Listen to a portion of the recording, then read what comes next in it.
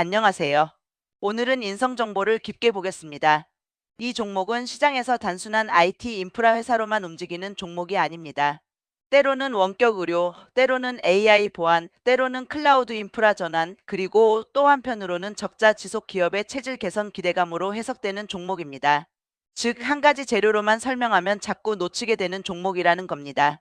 인성정보는 공식적으로 AI 인프라, 클라우드, 제로 트러스트 보안, SDX 인프라, IT 매니지드 서비스 등을 전면에 내세우고 있고 자회사 하이케어넷을 통해 디지털 헬스케어 사업도 함께 가져가고 있습니다. 먼저 회사의 큰 그림부터 보겠습니다. 인성정보는 1999년 코스닥에 상장된 IT 인프라 솔루션 업체입니다. 최근 공시기사 기준으로도 회사의 정체성은 컴퓨터 프로그래밍 시스템 통합 및 관리업이며 기존 네트워크 인프라 기반 사업 위에 보안, 클라우드, 매니지드 서비스, 그리고 헬스케어를 얻는 구조로 읽히고 있습니다. 특히 2020년에 헬스케어 사업 부문이 물적 분할돼 하이케어넷이 설립됐다는 점은 중요합니다. 시장에서 인성정보가 원격 의료주로 묶이는 핵심 이유가 바로 이 자회사 구조에 있기 때문입니다. 그럼 최근 뉴스부터 보겠습니다. 2026년 1월 인성정보는 조승필 단독 대표 체제 전환과 함께 조직 개편을 단행했습니다. 핵심은 의사결정 단계를 줄이고 기능 중심 조직을 통합하고 젊은 리더를 전면 배치해 수익성과 실행력을 높이겠다는 것이었습니다. 4월 2일 전자신문 인터뷰에서도 조승필 대표는 올해를 혁신 원년으로 선언하면서 가장 중요한 목표를 지속적인 이익 창출이 가능한 사업 구조로 바꾸는 것이라고 밝혔습니다. 이건 굉장히 중요합니다. 왜냐하면 회사 스스로도 지금까지는 좋은 이야기보다 수익 구조 정상화가 더 급한 단계라는 점을 사실상 인정한 셈이기 때문입니다. 그리고 2026년 4월 8일에는 시스코 커넥트 2026 코리아에 참가해서 AI 기반 차세대 보안 전략을 제시했습니다. 여기서 회사가 강조한 건 시스코의 SSE, 즉 보안 서비스 엣지 기반의 신규 액세스와 제로 트러스트 보안 역량입니다. 쉽게 말하면 인성 정보가 단순 SI가 아니라 AI 시대에 맞는 보안 네트워크 클라우드 인프라 통합 구축 능력을 가진 회사라는 점을 시장에 다시 한번 부각한 것입니다. 그래서 인성 정보를 볼 때 의료 테마주로만 보면 절반만 보는 것이고 반대로 IT 인프라 회사로만 봐도 또 절반만 보는 겁니다. 이중 해석이 가능한 종목입니다. 이제 공시를 보겠습니다.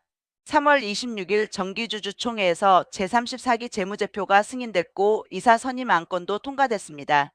연결 기준 2025년 매출은 3,427억 3,800만 원, 영업손실은 42억 7,700만 원, 당기순손실은 51억 1,100만 원이었습니다. 별도 기준으로도 영업손실과 순손실이 이어졌습니다. 감사의견은 연결과 별도 모두 적정이었지만 중요한 것은 숫자입니다. 회사가 지금 완전히 턴어라운드한 상황은 아니라는 뜻입니다. 그래서 이 종목은 기대감만으로 급등할 수는 있어도 중장기적으로는 결국 적자 축소와 흑자 전환 신호가 확인돼야 진짜 레벨업이 가능하다고 봐야 합니다. 또 하나 체크할 부분은 이사회와 지배구조 변화입니다. 이번 주총에서 사내 이사사회이사 선임이 이뤄졌고 더벨 보도에 따르면 2020년 이후 처음으로 이사회 구성이 큰 폭으로 바뀌며 평균 연령도 낮아졌습니다. 이건 단순 인사 뉴스가 아니라 회사가 기존 방식으로는 안 된다고 판단하고 세대 교체와 실행 중심 체제로 바꾸는 흐름으로 해석할 수 있습니다. 다만 이런 변화는 말보다 결과가 중요합니다. 시장은 조직 개편 기사 자체보다 그 뒤에 수익성 개선이 숫자로 따라오느냐를 더 크게 봅니다. 3월 13일 공시된 자회사 인성디지털 채무보증 연장도 봐야 합니다. 공시에 따르면 인성정보는 종속회사 인성디지털의 운전자금 대출과 관련해 우리은행 채무보증을 연장했고 이번 건의 보증금액은 11억 6,800만 원, 전체 채무보증 총잔액은 349억 5,880만 원입니다. 기사상 자기자본 대비 이번 건 자체는 1.31% 수준이지만 누적 보증 규모는 가볍게 볼 숫자가 아닙니다. 이런 구조는 그룹 내 사업을 굴리기 위한 운영 현실을 보여주는 동시에 투자자 입장에서는 재무 부담을 계속 체크해야 한다는 신호이기도 합니다. 쉽게 말해 인성정보는 아직 현금 창출이 압도적으로 좋아서 여유 있는 회사라기보다 사업 확장과 운영을 위해 자회사까지 포함한 재무관리 이슈를 계속 안고 가는 회사에 가깝습니다. 그럼 왜 시장은 이 종목을 자꾸 강하게 건드릴까요? 핵심은 원격 의료 기대감입니다. 2025년 4월 정치권의 AI 홈닥터 비대면 원격진료 합법화 추진 이슈가 불거졌을 때 인성정보는 원격진료 관련주로 강하게 반응했습니다. 당시 기사들에서는 인성정보가 2024년에 재외국민 대상 비대면 진료 플랫폼 OKDOC를 론칭했고 자회사 하이케어넷을 통해 원격 의료 사업을 하고 있다는 점이 부각됐습니다. 즉 정책 기대감이 생길 때마다 시장은 인성정보를 바로 원격 의료 축으로 묶는 습성이 있다는 겁니다. 최근 2026년 4월에도 종목 뉴스에서 인성정보가 여전히 원격 의료 연관 테마로 분류되고 있는 점은 이 성격이 현재 진행형이라는 뜻입니다. 더 중요한 건 하이케어넷의 미국 사업입니다. 2025년 4월 하이케어넷은 미국 북부 캘리포니아 5개 의료기관과 RPM, CCM 서비스 공급 계약을 체결했고 이로써 협력 의료기관을 40곳까지 늘렸다고 보도됐습니다. 그리고 2025년 8월 IR 자료에서는 미국 캘리포니아 50여 개 현지 병원과 협업하고 있다고 소개됐습니다. 이건 그냥 꿈 이야기가 아니라 국내 규제 때문에 막혀 있는 원격 의료 매출을 해외 특히 미국에서 현실화하려고 이미 움직여 왔다는 뜻입니다. 따라서 인성정보의 헬스케어 가치는 한국에서 당장 매출이 터진다가 아니라 미국에서 먼저 모델을 검증하고 한국 정책 변화 시 재평가를 노리는 구조로 보는 게 더 맞습니다. 그런데 여기서 냉정하게 봐야 할 포인트가 있습니다. 좋은 스토리가 많다고 해서 바로 좋은 주식은 아닙니다.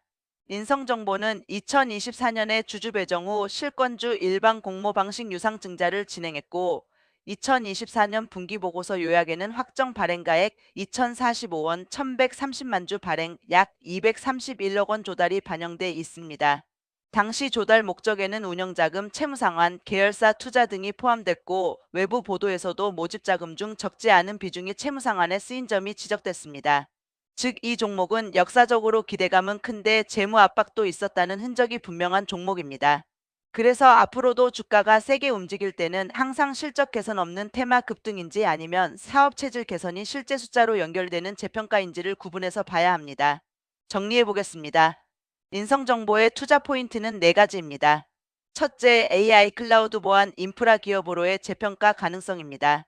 둘째, 하이케어넷을 통한 미국 원격 의료 사업 확장성입니다. 셋째, 한국에서 원격 진료 제도와 논의가 재점화될 때마다 반복적으로 부각될 수 있는 정책 테마 민감도입니다. 넷째, 2026년 들어 단독 대표 체제와 조직 개편, 이사회 쇄신까지 이어지는 체질 개선 서사입니다. 반대로 리스크도 분명합니다. 첫째, 연결 기준 적자 지속입니다. 둘째, 자회사 포함 재무 부담과 채무 보증 구조입니다. 셋째, 원격 의료 관련 기대감은 강하지만 국내 제도화는 여전히 정치 정책 변수의 영향을 크게 받는다는 점입니다. 넷째, 과거 유상증자 이력처럼 자금 조달 이슈가 다시 시장의 부담으로 작용할 가능성입니다. 그래서 인성정보는 좋은 회사냐 나쁜 회사냐보다 재료는 강한데 숫자가 아직 약한 종목으로 보는 게 가장 현실적입니다. 결론입니다. 인성정보는 지금 당장 실적으로 시장을 압도하는 회사라기보다는 AI 인프라 보안 원격 의료라는 3가지 스토리를 동시에 가진 종목입니다.